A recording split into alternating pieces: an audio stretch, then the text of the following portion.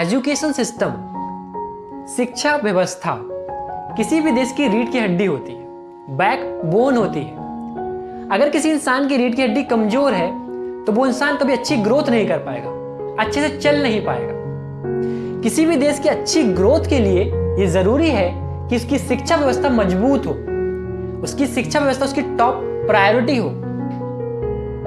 ऐसा ही एक northern Europe का देश जो कि हाईली डेवलप्ड और खुशहाल है, जिसकी राजधानी हेलसिंकी है और जो अपने बॉर्डर्स रसिया, स्वीडन और नॉर्वे के साथ शेयर करता है, फिनलैंड। ये वही देश है जिस देश ने हमें नोकिया जैसा मोबाइल दिया। ये वही देश है जिसने हमें एंग्री बर्ड्स जैसे इंटरेस्टिंग गेम्स दिए। लेकिन फिनलैंड सिर्फ ये दो चीज की वजह से फेमस नहीं है। फिनलैंड अपनी एजुकेशन सिस्टम की वजह से बहुत फेमस है। इसको दुनिया का सबसे बेस्ट एजुकेशन सिस्टम माना जाता है। तो आइए इस वीडियो में हम जानने की कोशिश करते हैं कि फिनलैंड के पास दुनिया का सबसे बेस्ट एजुकेशन सिस्टम कैसे है। Point number 1, no standardized testing. जी हाँ, फिनलैंड में कोई भी स्टैंडर्ड टेस्ट नहीं होते हैं। अब देखिए स्टैंडर्ड टेस्ट की परेशानी क्या है, प्रॉब्लम क्या है। आपको कुछ फिक्स नंबर ऑफ क्वेश्चन दिए जाते हैं जो कि स्टैंडर्ड्स होते हैं। उसके हिसाब से आपको स्टैंडर्ड आंसर लिखना होता है और उस आंसर के हिसाब से आपको टीचर्स मार्क्स देते हैं। वो मार्क्स आपके ग्रेड में कन्वर्ट होते हैं और ग्रेड के हिसाब से आपको टॉपर या फ्लॉपर बताया जाता है। अब होता क्या है, इंडिया जैसे एजुकेशन सिस्टम में जहां पर एक साल के अंदर मिड टर्म होता है, एंड टर्म होता है और उसके बीच में भी 3-3, 4-4 यूनिट टेस्ट होते हैं। तो एक साल में आप लगभग 9 टेस्ट मान सकते हो, एक महीने में एक टेस्ट। अब इस इतने शॉर्ट पीरियड ऑफ टाइम में बच्चा डीप लर्निंग या कंसेप्चुअल लर्निंग कैसे कर पाएगा? तो बच्चा क्या करता है, दे स्टार्ट टू क्रैम। वो याद करना स्टार्ट कर देते हैं just to pass the exam. और टीचर का भी यही मोटिव होता है कि हमें बच्चों को पास कराना एग्जाम में, चाहे जैसे। लर्निंग को पूरी की पूरी इक्वेशन से दूध में मक्खी की तरह निकाल के फेंक दिया जाता है। क्यों? क्योंकि आप ही सोचिए कि अगर मेरे एग्जाम 15 दिन बाद है और एक टीचर को 2 चैप्टर कंप्लीट कराना है तो वो उसको कैसे कंप्लीट कराएगा? वो उसको सिर्फ उस पॉइंट ऑफ व्यू से तैयार कराएगा कि बच्चों को सिर्फ एग्जाम पास करा दे। तो बच्चे भी उसी हिसाब से पढ़ेंगे, फिर बच्चे भी इसको याद कर लेंगे, फॉर्मूले याद कर लेंगे, एग्जाम में जाके उल्टी कर देंगे और सारा खाली, फिर से फ्रेश स्टार्ट। तो ये स्टैंडर्ड एग्जाम की परेशानी होती है, और खासकर उस देश की परेशानी जहां पे हर 10 दिन में एक एग्जाम होता है। बच्चों को समय नहीं मिलता है अपनी कंसेप्ट और डीप लर्निंग करने का। इसलिए फिनलैंड में कोई भी स्टैंडर्ड एग्जाम नहीं होता है। अब इसका मतलब ये नहीं कि फिनलैंड में एग्जाम ही नहीं होते हैं। एक एग्जाम होता है जिसको कहते हैं नेशनल मैट्रिकुलेशन एग्जाम, NME, जो कि वॉलंटरी होता है। जिसको देना है वो दे सकता है, जिसको नहीं देना है वो ना दे। कोई इसको फोर्स नहीं करता देने के लिए। वो एग्जाम आपकी डिसाइड करता है कि आपको कौन सी यूनिवर्सिटी मिलेगी। वो एग्जाम आपका सेकेंडरी एजुकेशन के लास्ट टर्म में दिया जाता है, इंडिया में बोले तो 10th के बाद। और सुनिए, फिनलैंड में टीचर्स बच्चों को सिर्फ पढ़ना, लिखना, साइंस, मैथ्स नहीं सिखाते हैं। उनका फोकस होता है कि बच्चों को क्रिएटिव प्ले बताया जाए, उनको क्रिएटिव बनाया जाए, एक ऐसा एनवायरनमेंट दिया जाए जो बच्चों को खुश रखे। बच्चे आपस में एक दूसरे की रिस्पेक्ट करें, बच्चे एक टीचर्स की रिस्पेक्ट करना सीखें, बच्चों में हार्मोनी हो और वो क्रिएटिव बने। हमारे देश में क्या होता है, क्रिएटिविटी की तो आप भूल जाइए, क्रिएटिविटी तो है ही नहीं। बच्चा तो एक टीचर्स की रिस्पेक्ट करना भी नहीं जानता है। फिनलैंड में ग्रेडिंग सिस्टम इंडिया की तरह नहीं है। फिनलैंड का ग्रेडिंग सिस्टम इंडिविजुअल बेसिस पर दिया जाता है। बच्चों की सिर्फ साइंस, मैथ्स या फिजिक्स की परफॉर्मेंस नहीं देखी जाती है, ओवरऑल उनकी परफॉर्मेंस देखी जाती है। किसमें बच्चा अच्छा कर सकता है, बच्ची की क्या क्वालिटीज हैं, बच्चा कितना क्रिएटिव है। वहां पर टीचर को पूरी फ्रीडम होती है कि मार्क्स वो किस हिसाब से दे। वहां पर कोई फिक्स पैटर्न नहीं होता है कि आपको फिजिक्स, केमिस्ट्री, मैथ्स के मार्क्स के हिसाब से ही इसकी ग्रेडिंग करनी है, जैसे कि इंडिया में होता है। तो ये था पॉइंट नंबर 1। बात करें पॉइंट नंबर 2 की। अगर आपको फिनलैंड में टीचर बनना है तो आपके पास कम से कम मास्टर्स डिग्री होनी चाहिए, जब आप teacher as a teaching profession के लिए अप्लाई कर सकते हो। फिनलैंड में टीचर बनना one of the difficult task में से आता है। क्योंकि फिनलैंड में टीचर बनने के लिए आपको पहले एक स्टैंडर्ड एग्जाम देना पड़ता है, उसके बाद आपको ट्रेनिंग के लिए भेजा जाता है और उसके बाद आप टीचर बन सकते हो। एक स्टैटिस्टिक्स के अनुसार अगर 100 teachers as a teaching profession के लिए अप्लाई कर रहे हैं तो उनमें से सिर्फ 10 एज अ टीचर बनते हैं। इसलिए फिनलैंड में टीचर्स को सेम रिस्पेक्ट दी जाती है as lawyers, doctor and engineers. India में एक बहुत फेमस कहावत है कि जो कुछ नहीं बन सकता वो टीचर बनता है, और ये बात कहीं ना कहीं सच भी है। क्यों? क्योंकि इंडिया में टीचिंग के लिए ऐसा कोई स्टैंडर्ड एग्जाम नहीं है। आप बीएससी बीटेक कंप्लीट कीजिए, आप एज अ टीचर के लिए अप्लाई कर सकते हो, किसी भी प्राइवेट स्कूल में पढ़ा सकते हो, क्योंकि इंडिया में टीचर को सिर्फ as a source of knowledge समझा जाता है। जिसके पास थोड़ा पढ़ाने का तरीका है, नॉलेज है, वो पढ़ा दे। लेकिन टीचर सिर्फ नॉलेज से नहीं बनता है, टीचर को एक क्रिएटिव होना पड़ेगा, पढ़ाने का तरीका आना चाहिए जो बच्चों को समझा सके नए नए तरीके से, वो बच्चों से बॉन्डिंग बना सके, एक फैमिलियर बिहेवियर रख सके, एज अ फैमिली की तरह बना सके, तब जाके अच्छा टीचर बनता है। और यही फिनलैंड में वो टीचर को एज अ टीचिंग प्रोग्राम के दौरान सिखाया जाता है। और ये बात मैं कोई हवा में नहीं कह रहा हूँ, आप अपने आसपास प्राइवेट स्कूल में चेक कर सकते हो कि टीचर कितने क्वालिफाइड है एज अ टीचिंग प्रोफेशन के लिए। अब बात करते हैं पॉइंट नंबर 3 की। फिनलैंड में स्टूडेंट्स को कोऑपरेट करना सिखाया जाता है रेदर देन कम्पीट।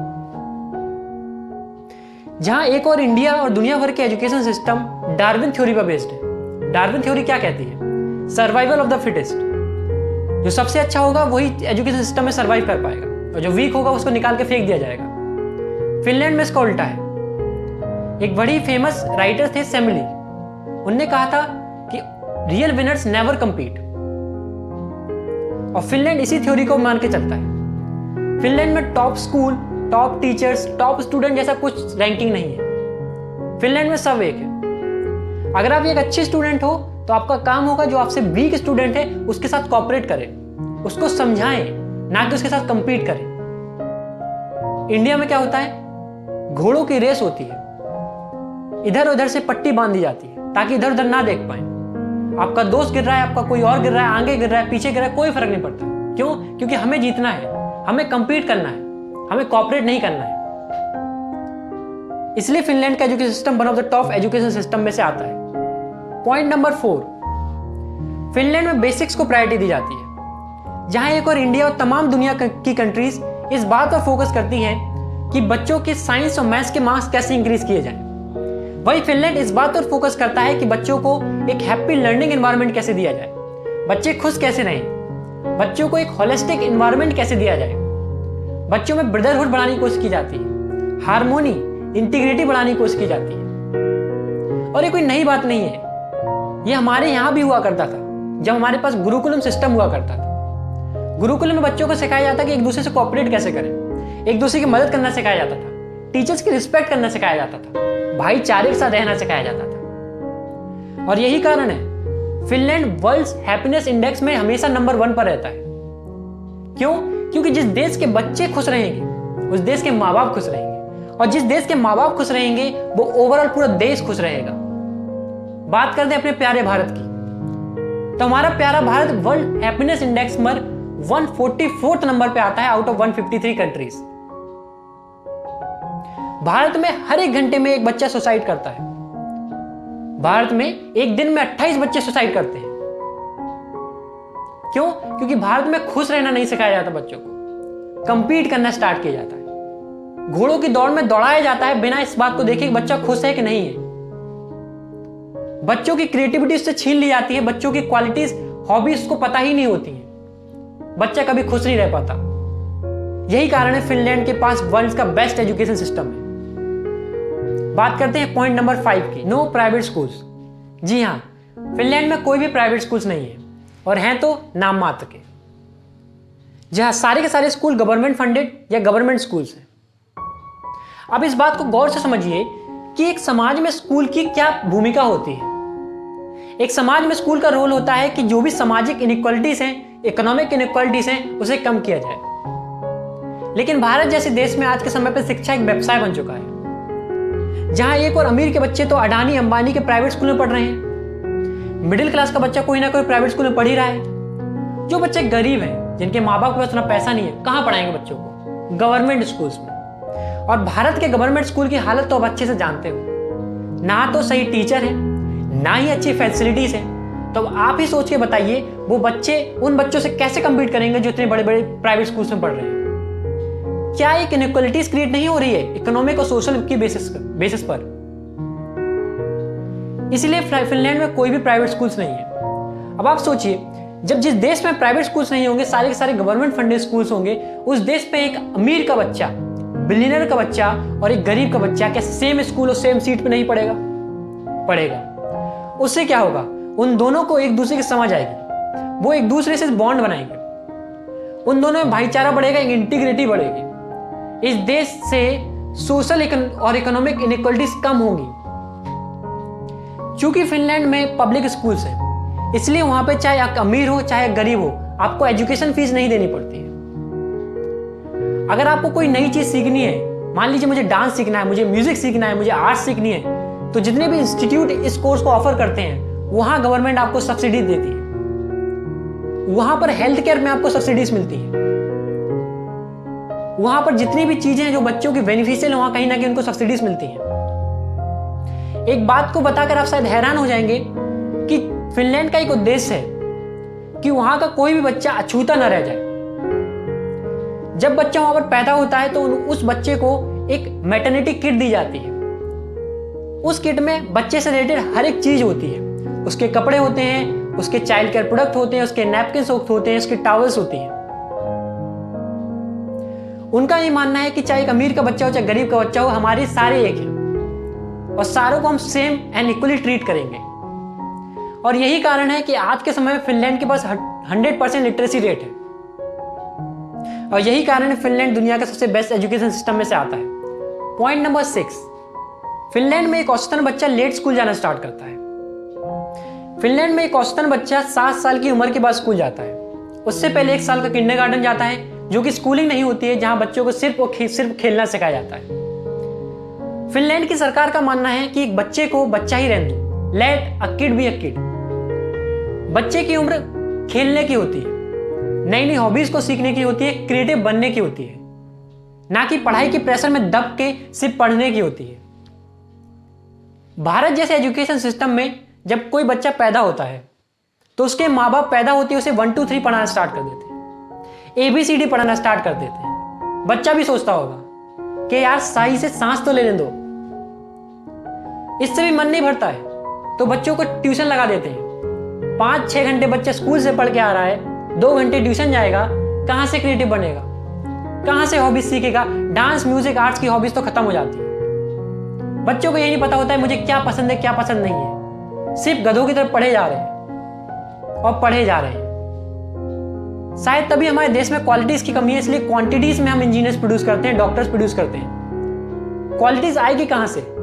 बच्चों को पता ही नहीं होता उन्हें क्या पसंद है क्या पसंद नहीं है, और इसलिए फिनलैंड इस चीज में नंबर 1 पर है। Point number 7, vocational education. अभी तक आप ये बात तो समझ चुके होंगे कि फिनलैंड में 9 साल का कंपलसरी स्कूलिंग होती है। उसके बाद एक टेस्ट होता है NME, नेशनल मैट्रिकुलेशन एग्जाम, जिसके द्वारा बच्चों को डिफरेंट यूनिवर्सिटीज में दाखिला मिलता है। लेकिन आप उन बच्चों के बारे में सोचिए जिन बच्चों को arts, music, dance, carpentry, electrician, इन चीजों में इंटरेस्ट है। वो पहले 4 साल अपनी यूनिवर्सिटीज में पढ़ाई करें, उसके बाद अपने पैशन को फॉलो करें, इसका क्या मतलब? इसलिए फिनलैंड की सरकार उनको वोकेशनल एजुकेशन देती है। वोकेशनल स्कूल्स बनाए गए उनके लिए, ताकि वो अपने इंटरेस्ट के हिसाब से अपने वोकेशनल स्कूल्स को चूज करें और उसमें अपनी हॉबीज को परस्यू करें। भारत जैसे एजुकेशन सिस्टम में जहां एक और कारपेंटर, प्लम्बर, इनको 2nd क्लास का दर्जा दिया जाता है। डॉक्टर्स, इंजीनियर्स को हर कोई यही बनना चाहता है, क्योंकि समाज इनको ही अच्छा मानता है। फिनलैंड में इसका उल्टा है। फिनलैंड में आप कुछ भी काम करें, आप कारपेंटर हैं, आप इलेक्ट्रीशियन हैं, आप टीचर हैं, आप एक डॉक्टर हैं, आपको सेम रिस्पेक्ट दी जाएगी। क्यों? क्योंकि उनकी मेंटलिटी हमारी तरह छोटी नहीं है, उनकी मेंटलिटी शुरू से ही बड़ी बनाई जाती है, और यही कारण फिनलैंड दुनिया का सबसे बेस्ट एजुकेशन सिस्टम है। Point number 8, in Finland student gate consistent instruction from the same teacher. Finland में एक औसतन बच्चे को एक ही टीचर से 6 साल तक पढ़ाया जाता है।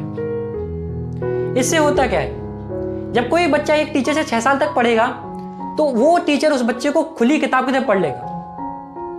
वो टीचर उसकी अच्छाइयां, बुराइयां, स्ट्रेंथ, वीकनेसेस सारी की सारी उस चीज को बता देगा। वो उसको बता पाएगा कि उसके लिए क्या सही है, क्या गलत है, किस चीज में वो सक्सीड कर सकता है। क्यों? क्योंकि वो 6 साल तक उसको देख रहा है। बच्चा और स्टूडेंट के बीच में एक म्यूचुअल बॉन्ड बन जाता है, एक फैमिली सा माहौल बन जाता है। बच्चा अपनी हर एक अच्छी बुरी बात टीचर से शेयर कर सकता है और टीचर्स को उसको सॉल्यूशन दे सकता है। भारत जैसे एजुकेशन सिस्टम में जहां हर एक ग्रेड से हर एक टीचर चेंज होता है, बच्चों को पता ही नहीं होता पिछले साल हम किस टीचर से पढ़े थे। अब आप बताइए, इतने कम समय में एक बच्चा अपनी टीचर को कैसे उसकी प्रॉब्लम बताएगा, या टीचर उसे कैसे गाइड करेगा कि तुम्हारे लिए अच्छा क्या है, तुम्हारी क्या वीकनेस है, तुम्हारी क्या स्ट्रेंथ है। वो उसको कैसे गाइड करेगा। फिनलैंड की दूसरी बात, फिनलैंड में student teacher ratio one of the lowest है, दैट इज 13.67:1।